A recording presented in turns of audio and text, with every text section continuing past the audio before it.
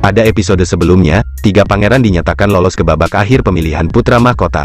Mereka adalah Pangeran Agung Songnam, Pangeran Bogem, dan Pangeran Uisong. Akhirnya pada episode mendatang Raja pun memberikan selamat kepada mereka bertiga.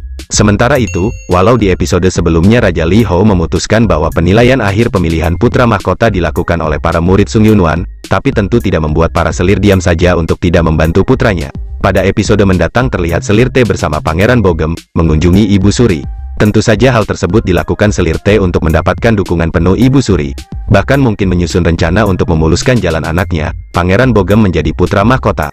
Di episode selanjutnya terlihat Ibu Suri begitu marah sampai menggeprak meja. Sepertinya ia mendapat kekhawatiran terhadap seseorang yang bisa saja merugikannya saat ini. Atau mungkin orang tersebut mengetahui akan masa lalu Ibu Suri, hingga ia mengatakan harus membuat orang itu berpihak kepadanya. Kira-kira, siapakah orang tersebut? Tidak hanya Selir T, di episode mendatang Selir Huan juga turut menyusun rencana untuk menyongsong Pangeran Uisong dalam tes akhir tersebut. Kita tahu bahwa tes dilakukan secara tertutup, bahkan para siswa Sung Yunwan yang bertugas sebagai penilai tidak diperkenankan keluar ruangan dengan tujuan meminimalisir adanya kecurangan. Akan tetapi seperti yang Dayang Xin katakan, bahwa sebagian dari para murid merupakan anak dari bawahan raja, maka kecurangan masih sangat mungkin terjadi. Terbukti pada episode mendatang terlihat Menteri Sukwang mendatangi seorang murid. Sepertinya ia sedang mengorek informasi seputar tes yang sedang berlangsung. Tapi kemudian ekspresi wajahnya terlihat kaget, sepertinya rencana yang ia susun tidak berjalan dengan lancar. Selir Huan dan Menteri Sukwang pun menemui Ibu Suri kemudian memintanya untuk mendukung Pangeran Uisong sebagai putra mahkota.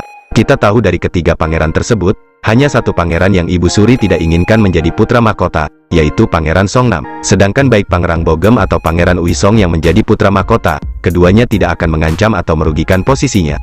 Selanjutnya pada bagian akhir preview, sepertinya Ratu Hua Riyong mengetahui bahwa para selir dan komplotannya melakukan berbagai hal curang agar anak-anaknya mendapatkan posisi putra mahkota.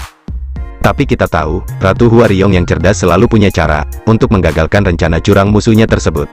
Kira-kira apa yang akan dilakukan Ratu Hua Riyong untuk melindungi Pangeran Songnam hingga akhir kompetisi? Itulah tadi pembahasan preview episode 11 Under the Queen's Umbrella.